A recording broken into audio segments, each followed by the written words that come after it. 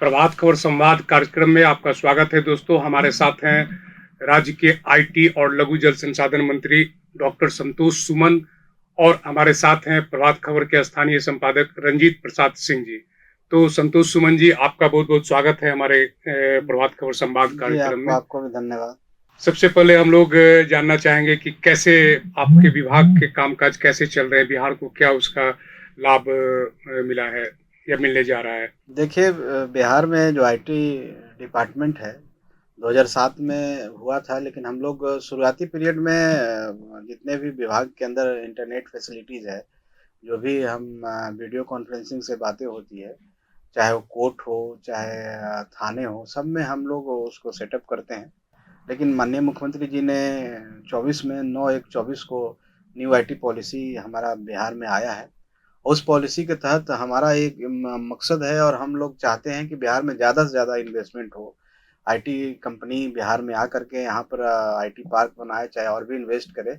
उसके माध्यम से यहाँ के लोगों को रोज़गार मिलेगा और ज़्यादा से ज़्यादा निवेश होगा तो ज़्यादा रोज़गार मिलेगा और राज्य के जो आर्थिक शक्ति है, आर्थिक गति है, उसमें निश्चित तौर पर एक विभाग कंट्रीब्यूट करेगा। कई और इंडस्ट्रियल पॉलिसी बनी हुई है, लेकिन बिहार जो है इंडस्ट्री से अछूता रह रहा है। आपको क्या लगता है कि और क्या करना चाहिए सरकार को कि आईटी कंपनियां हम आईटी हब की ओर इस ओर बढ़े? लेकिन हमारी जो पॉलिसी है, उस पॉलिसी में हम लोग सब्सिडी दे रहे हैं, 30% सब्सिडी है, जो कैपिटल इन्वेस्टमेंट यहाँ करते हैं। उनको रेंटल 25%, हम लोग इलेक्ट्रिसिटी पर 25% दे रहे हैं, रेंटल सब्सिडी भी हम लोग देते हैं। चाहे इंटरेस्ट में हो, चाहे उनको एक मुश्त देने की बात हो। उसके बाद हम लोग का ये प्लान है कि जो 1000 से ज़्यादा जॉब जनरेट करेंगे, उनको टेलर मेड सिस्टम के तहत उनके हिसाब से हम पॉलिसीज़ बनाएँगे। तो एक बढ़िया पॉलिसी है और हमारे हम लोग की सोच है कि आने वाला समय में अगर जीएसटी भी हम लोग उसको माफ़ कर सकते हैं, जीएसटी में भी कुछ रिलैक्सेशन दे सकते हैं। तो इससे कंपनियाँ आएगी बिहार में और बिहार में आईटी पार्क डेवलप है, जैसे स्टार्टअप हब हम बनाना चाह रहे हैं बिहार में। हमारा बिस्कोमान में, हमारे बिस्कोमान टावर में हम लोग का 3 फ्लोर है, जिस पर हम लोग नए एंटरप्रेन्योरशिप को मौका दे रहे हैं कि आकर के काम कीजिए। कुछ लोग आए भी हैं और कुछ लोग इच्छुक हैं और हमारी मीटिंग्स चल रही है पदाधिकारियों के साथ और हम लोग एक प्लान बना रहे हैं कि कॉन्क्लेव हम लोग बिहार में भी इस तरह के करें, बाहर में भी करें, ताकि लोगों को हम जाके बता पाएँ बिहार के बारे में कि बिहार में भी पॉलिसीज़ आपके आपके हिसाब से है और बिहार में भी आपको हम पूरी सुरक्षित रखेंगे और सरकार एनडीए की सरकार है, जहाँ लॉ एंड ऑर्डर की कोई समस्या नहीं है। तो आप आइए, हम आपको ज़मीन मुहैया कराएँगे। तो ये सब बातों पर चर्चा हो रही है और हम समझते हैं कि आने वाला साल भर के अंदर आपको कुछ न कुछ चेंज नज़र आएगा और अगला 5 साल तक हम लोग का प्लान है कि हम लोग अगले 5 साल में बिहार एक ऐसी स्थिति पर पहुँचे जहाँ पर एक आईटी हब के रूप में हो। तो शुरुआत तौर पर एचसीएल ने उद्योग विभाग के प्रयास से एचसीएल आई है। उनका काम है कि वो रिसर्च करेगी। पहले अभी बहुत स्मॉल यूनिट लगाया है उद्योग विभाग में। सभी लोग कुछ इच्छुक हैं, जिनसे हम लोग की बात हुई है। तो हम समझते हैं कि बिहार के फ्यूचर के लिए एक बढ़िया प्रयास किया जा रहा है। अब आने वाला 5-6 सालों में हम बिहार को उस जगह पर ले जाने की कोशिश कर रहे हैं। आईटी को लेकर के जहाँ तक बात है, तो जैसे कि अभी एक ये इशू आ रहा है कि जैसे यहाँ से पलायन हो रहा है, लेकिन दूसरी बात ये भी है कि यहाँ आईआईटी की पढ़ाई की सुविधा मतलब बहुत कम है। तो जिसके कारण से तो क्या आप एजुकेशन डिपार्टमेंट के साथ कोई तालमेल बनाकर, ताकि आपके डिपार्टमेंट्स को जो माइंड है वो भी मिले, और पलायन तो जो होता क्या है कि दिल्ली में पढ़ते हैं लोग, हैदराबाद चले जाते हैं। पटना में पढ़ेंगे तो संभव है कि बिहार में काम करें। अगर आप पहले की बात करें, 2005 से पहले की बात करें, तो आप देखेंगे इंजीनियरिंग कॉलेज कितना था यहाँ, 2 या 3 थे। आज हमारे पास इंजीनियरिंग कॉलेज 50 से ज़्यादा हैं और वहाँ पर भी आईटी की पढ़ाई हो रही है। तो यहाँ से भी लोग ग्रेजुएट कर के इंजीनियर्स बन के, चाहे कंप्यूटर सॉफ्टवेयर का प्रोग्राम कर के, यहाँ से पढ़ के लोग जाके दूसरे जगह जा रहे हैं। तो और भी सरकार की योजनाएँ हैं, हमारे माननीय मुख्यमंत्री जी की कल्पना है कि हम हर क्षेत्र में, हर प्रखंड स्तर पर, इस तरह का जिले में कम से कम ज़रूर हो, प्रखंड स्तर पर भी हम शुरू कर रहे हैं। तो आने वाला समय में इसका भी इंफ्रास्ट्रक्चर डेवलप होने जा रहा है, नए-नए कॉलेज खुलेंगे, नए बच्चे हमारे के यहाँ पढ़ेंगे और यहाँ से पढ़ कर के यहीं पर नौकरी प्राप्त करेंगे। इस ओर भी सरकार अग्रसर, हर क्षेत्र में काम हो रहा है और हम लोग तो आपके माध्यम से भी माँग करेंगे कि हम लोग को कुछ ऐसा स्पेशल पैकेज मिले कि हम इस क्षेत्र में भी इन्वेस्ट करें, हम अपना इंफ्रास्ट्रक्चर बढ़ाएँ ताकि और लोग आवें। ये वही बिहार है जहाँ 2000 के आसपास में लोग कहते थे कि अरे आईटी वाईटी क्या होता है, और उसी बिहार में आज कमोबेश सभी जिले में इंजीनियरिंग कॉलेज है, खुल रहा है और भी खुलने की प्रक्रिया जारी है और आईटी की पढ़ाई भी हो रही है। तो मेरा ये सवाल था कि जैसे आपने अभी कहा भी कि हैदराबाद हो या बैंगलोर हो या सिलिकॉन वैली हो, उसमें आधे से अधिक बच्चे बिहार के हैं जी, आईटी के सेक्टर जी, में। जी। तो ये आईटी पार्क बिहार में बने, पटना में बने, बिहार के दूसरे गया में बने, भागलपुर में बने।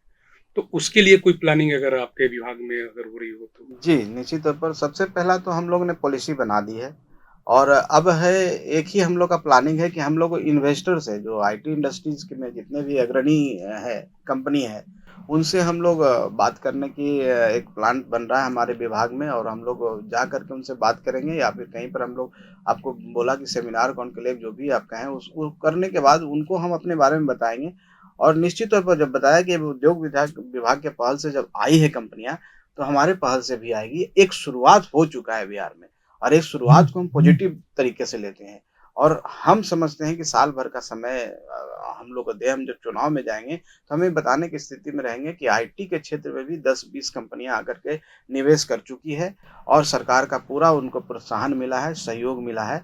तो एक टाइमलाइन हम 25 के चुनाव से पहले हम रखते हैं और निश्चित तौर पर बिहार में आईटी के क्षेत्र में आएगा और 2000 में अलग माहौल था बिहार में, जंगल राज जिसको हम लोग कहते हैं। निश्चित तौर पर आईटी का मतलब ही लोग नहीं जानते थे। आज तो डिजिटल का ज़माना है, आज कंप्यूटर का ज़माना है, अब मोबाइल का ज़माना है, लोग सारा चीज़ देखिए कि इनकम जनरेशन हो रहा है, तो लोग इसको समझते हैं और एक माइंडसेट डेवलप हो चुका है। जब माइंडसेट किसी का डेवलप हो चुका है, तो उसको रोक नहीं सकता है। जब लोग आगे बढ़ चुके हैं, तो आईटी ही संभावना है आने वाला समय में। एक तरह से आईटी डिपार्टमेंट हमको लगता है कि बिहार का एक लाइफ़लाइन के समान हो चुका है। इसके बगैर आप कुछ कर ही नहीं सकते हैं, ऑनलाइन पेमेंट की बात हो, चाहे आप एक डेटा बैंक बनाने की बात हो, जो पूरे पूरे बिहार का डेटा हमारे पास है। हम पूरे एक आधार का भी जिस तरह का होता है डेटा, हम पूरे परिवार का डेटा बनाने जा रहे हैं। तो हम हर तरह के काम कर रहे हैं, लोगों को सुविधाएँ देने के लिए, सरकार को पॉलिसी बनाने के लिए, उनके वो सारी चीज़ें हैं सभी जिससे सेक्टर हम में इस आईटी जी, पॉलिसी का लाभ जी, मिलेगा। सभी सेक्टर में होगा। जी। बात हम लोग राजनीति की ओर भी करें तो ऐसे तो 2025 के नवंबर में चुनाव ड्यू होता है बिहार विधानसभा का, लेकिन क्या आपको लगता है कि विधानसभा के चुनाव समय से पहले होंगे? जहाँ तक मेरा व्यक्तिगत राय है, हम समझते हैं कि बिहार विधानसभा का चुनाव अपने समय पर होगा। क्योंकि हम लोग ने भी आप देखे होंगे कि माननीय मुख्यमंत्री जी ने सभी मंचों पर बोला है कि हम रोज़गार देंगे। उनका जो वादा था कि हम 10 लाख से ज़्यादा लोगों को नौकरी देंगे, 20 लाख लोगों को रोज़गार देंगे। तो कुछ हुआ है, कुछ होना बाकी है और इस तरफ सरकार काम कर रही है। बहुत सारे विभाग से वैकेंसीज़ निकल रही है और आने वाला समय में और भी होगा। तो हम लोग काम कर रहे हैं और हम समय से पहले क्यों चुनाव कराना चाहें? हमारा मैंडेट उस समय तक है तो उसके लिए हम काम कर रहे हैं और सारे विभागों को अलर्ट किया गया है और हर विभाग को एक कार्य योजना दी गई है, साल भर की कार्य योजना दी गई है, उस पर काम किया जा रहा है। और हम लोग आशान्वित हैं कि हम लोग आज एक सरकार केंद्र में सरकार बनी है, एनडीए की सरकार बनी है, माननीय प्रधानमंत्री जी हम लोग के एनडीए के हैं और उनका विज़न है बिहार के तरफ, देख रहे हैं कैसे नालंदा में आया, नालंदा यूनिवर्सिटी का उन्होंने किया। तो हम लोग भी उनसे माँग करते हैं और पार्टी होने के नाते कि बिहार को ज़्यादा से ज़्यादा मदद मिलना चाहिए, ताकि हमारा जो टारगेट है, जो हम जनता के वादे किए हैं, जो हम काम किए हैं, गरीब लोगों को आगे बढ़ाने का, तो बिहार सरकार उसके लिए काम कर रही है और पूरी मुस्तैदी के साथ पूरी तैयारी के साथ 25 का चुनाव हम लोग लड़ने जा रहे हैं और एनडीए की सरकार पुनः बनने जा रही है। आप जिस पार्टी के अध्यक्ष हैं, वो पार्टी एनडीए का अंग है, तो चुनाव की तैयारी क्या आपने शुरू कर दी है अगले साल की? एनडीए के साथ रहेंगे? देखिए हम लोग चुनाव की बात है तो पार्टी के रूप में तैयारी होते रहती है। वो तैयारी डायरेक्ट हो चाहे इनडायरेक्ट हो अभी जैसे हम लोग काम कर रहे हैं कि हम कुछ विधानसभा को फ़ोकस कर रहे हैं, जहाँ पर हम चुनाव लड़ सकते हैं।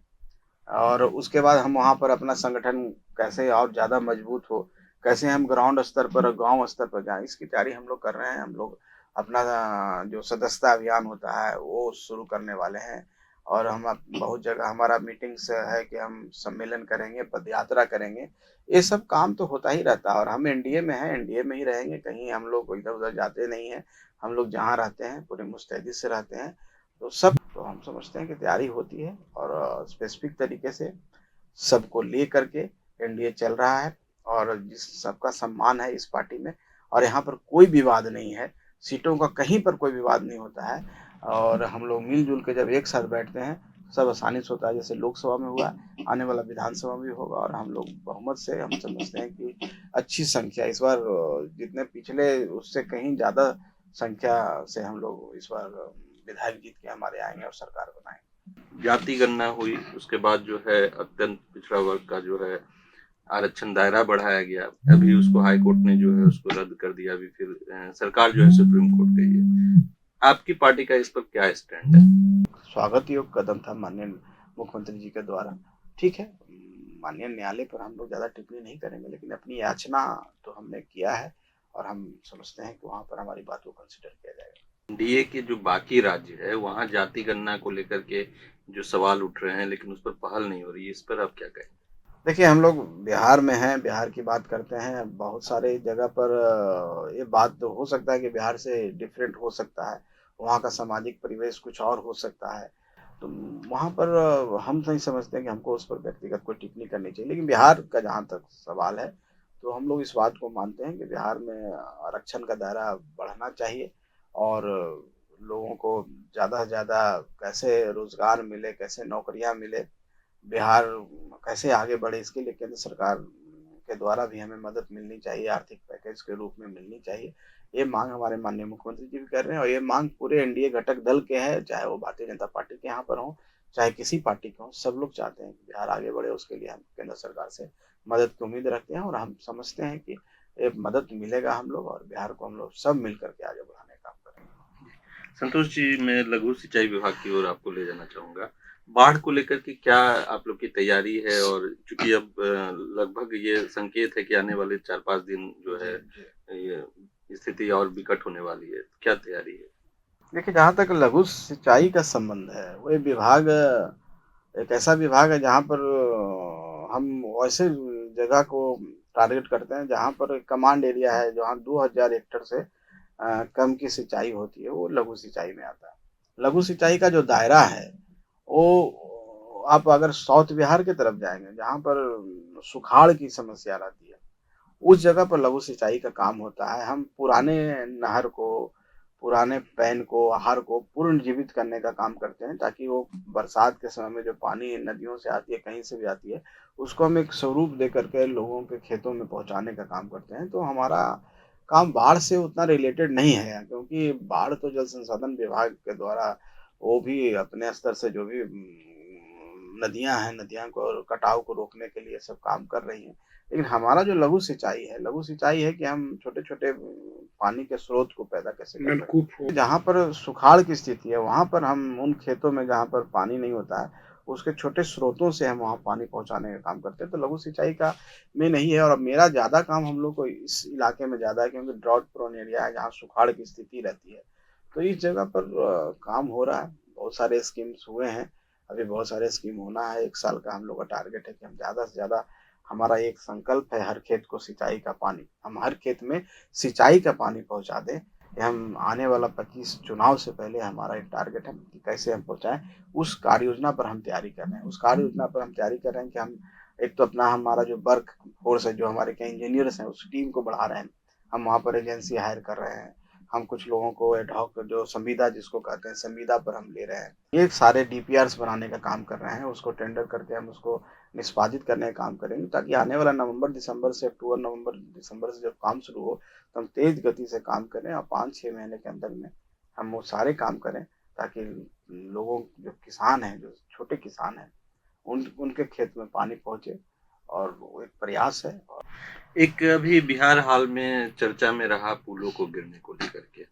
में सिवान और सारण में जो हुआ जी। उसमें ये फैक्टर आया है कि गंडकी नहर में जो है जब वो सफाई हो रही थी नहर की तो जेसीबी से जो है उसके पाए को नुकसान हुआ और उसकी मिट्टी हटा दी गई। इसको लेकर के क्या आपका विभाग कोई जांच कर रहा है या क्या इसमें मामला है? देखिए जैसा कि सरकार की तरफ से जो जवाब आया है, जल संसाधन विभाग के अपर मुख्य सचिव ने, वो सारी बातें स्पष्टता से की है और उन्होंने कहीं पर कबूल भी किया है कि इस तरह के लापरवाही हुई है। तो उन लोग सारे विभाग अलर्ट हैं, जितना भी पुल निगम है वो, चाहे और भी विभाग हो, सब जगह जांच चल रहा है। जितने भी पुल हैं, पुराने बने हुए हैं, नए बने हुए हैं, एक तरह से एक हेल्थ कार्ड इशू किया जा रहा है।